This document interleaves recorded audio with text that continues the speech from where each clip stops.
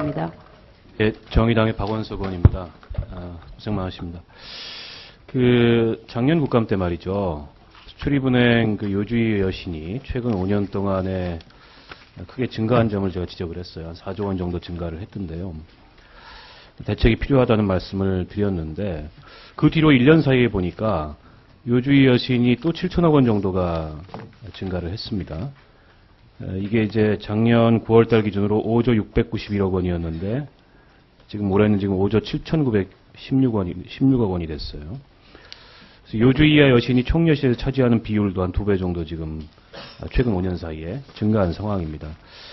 보면 역시 이제 선박금융이 문제입니다. 수은 전체 여신 중에서 선박금융 여신이 20% 정도 되는데, 요주이 이하 여신은 80%가 지금 선박금융입니다. 앞서 이제 질의에서도 나왔던 자율예박 들어가 있는 이제 이른바 4대 조선사, 성동 SPP, 또 대선 STX 이 조선사들이 문제인데요. 관련해서 이 여신지원 기업들의 자산 건전성 분류에 대해서 좀 납득할 수 없는 대목이 있어서 제가 좀 몇 가지 질의를 드리겠습니다. 지금 성동조선과 대선조선, 여기 여신잔액이 대출하고 선수금 환급보증 합쳐서 한 2조 6,380억 원 정도 되죠? 회장님, 맞습니까? 예. 예.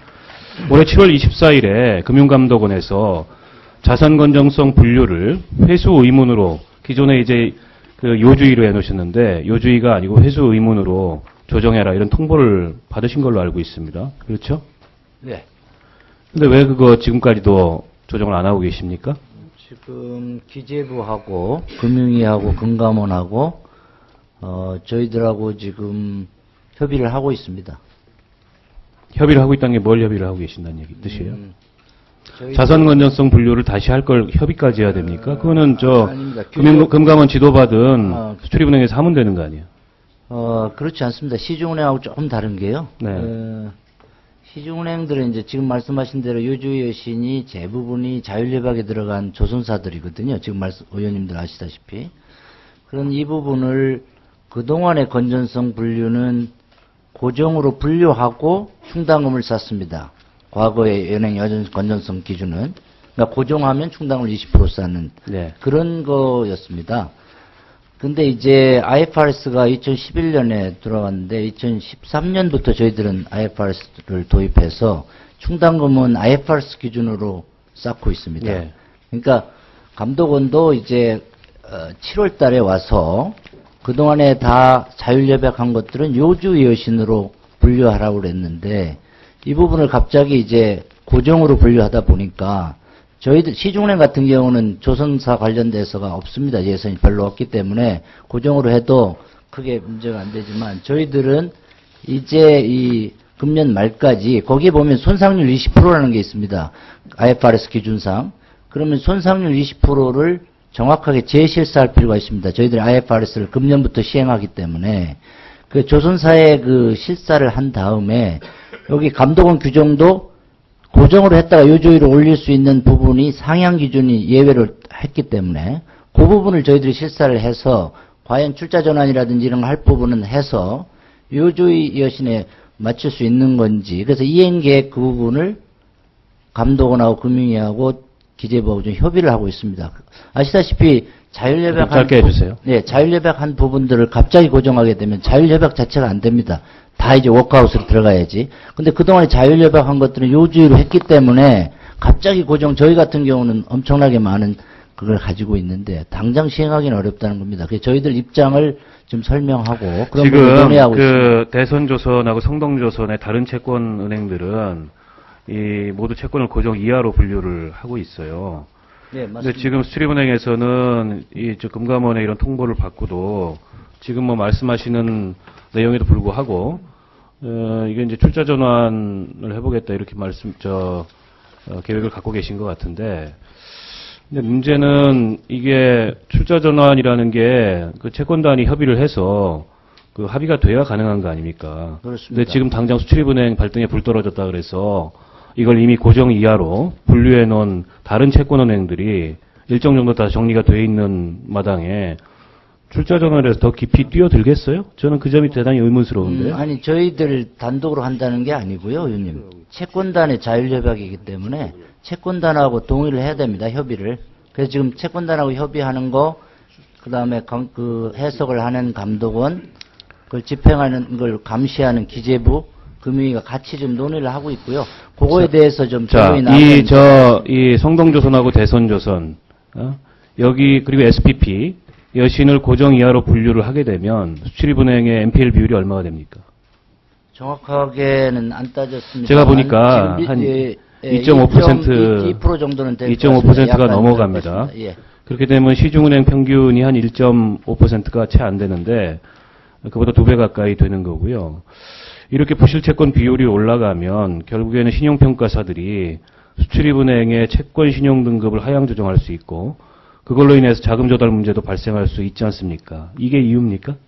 아닙니다. 그거보다는요. 그 신용평가는 어차피 정부 출자기관이기 때문에 저희들이 요주의 비율가 좀 고정인 비율이 높다고 그래서 정부가 지급 보증을 하기 때문에 예, 정부 채권 사실은 뭐 신용 등급에 별로 예, 영향을 안 그래서 미치죠. 대부분 ECA들은 그래서 제가 보기에는 이런 걸 적용을 안 하거든요. 예, 그래서, 예. 제가 보기에는 이게 금감원의 명시적인 이런 재분류 통보를 받고도 이걸 따르지 않는 것은 좀 부적절해 보여요. 아니, 이게 이 출자했던 그런 기업에 부실이 나면 그 부실에 대해서 책임을 지는 것이 당연하고, 부실채권이 발생했으면 이로 인해서 부실채권 비율이 상승하는 게 당연한 이치인데, 수출입은행도 여신을 제공할 때 해당 기업이나 또 그 산업의 여러 상황을 고려해서 여신을 지원한 거 아닙니까? 누가 강제로 하라고 해서 한 거 아니지 않습니까? 그렇습니다. 그러면 이게 부실이 되면 책임을 지는 것도 당연하죠. 아니, 그 부실의 근데 비율을 건전성 기준을 어떻게 변경하다 보니까 금감원이 갑자기 지금까지는 여주의로 다 분류했는데 7월 달에 갑자기 분류를 고정으로 바꾸라 그러면 그걸 어떻게 바로 바꿀 수 있습니까? 실사를 해서 그게 진짜 바꿀 수 있는 건지 그 계획을 감독원에 내겠다는 겁니다. 이행 계획. 언제까지 내실 겁니까? 그 감독원에 협의하고 있습니다. 저 보기에는 잘 좀 이해가 안 가고, 지금 금감원의 지도가 강제 수단은 아니죠. 예, 권고입니다. 예, 권고긴 한데 이게 이제 수훈법을 보면 금감원의 지도를 따르지 않아도 별 문제가 안 생기게 돼 있어요. 이게 시중은행들 같은 경우는 꿈도 못 꿀 일인데 제가 보기엔 잘 좀 이해가 안 됩니다. 그래서 지금 물론 본의원도 수출입은행이 현재 추진하고 있는 이 출자 전환이 잘 돼서 조속한 시일 내에 조선 경기 또 살아나서 다 잘 정리되기를 바라는데, 그건 이제 결과적인 문제인 거고 나중 일이고, 지금 이 자산건전성 분류와 관련된 금감원의 통보에도 불구하고 이게 지금 뭐 차일피일 미루면서 이게 대응을 제대로 안 하고 있는 것은 조금 지적을 해야 될 것 같고요.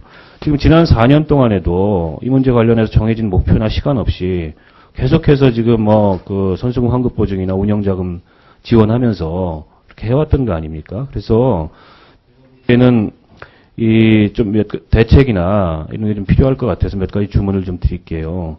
지금 수출입은행의 요주의 이하 여신을 언제까지 어느 정도 수준으로 이걸 정리하겠다. 이런 단계별 로드맵 같은 게 좀 필요하다고 봅니다. 그래서 필요하다면 이걸 위한 정부나 국회 차원의 지원까지도 명확하게 요청을 좀 할 필요가 있다는 생각이 들고요. 그래서 요걸 좀 정리를 하셔서 내년 국정감사 전까지는 보고를 해주시고요. 이 4대 조선사 관련해서는 계속 지원해야 될 기업과 회생이 어려운 기업을 구분을 해야 돼요. 그냥 밑도 끝도 없이 밑 빠진 독에 물 붓기식으로 할 수는 없는 거 아닙니까? 물론 최근에 조선 경기가 좀 살아나고 있고 경영 상태가 호전되고 있는 건 사실이지만, 그렇다고 해서 이게 자산 건전성에 영향을 줄 정도까지는 아니란 말이죠. 그렇기 때문에 계속 지원해야 된다면 그 근거와 함께 그 연도별 정상화 계획 같은 것들을 좀 만들어 주시고, 그걸 좀 국회 내년 업무 보고 때까지 정리해서 보고를 좀 해주시죠. 네, 그렇게 하겠습니다. 네, 이상입니다. 네, 수고하셨습니다. 다음은 이한성 의원님 질의해 주시기 바랍니다.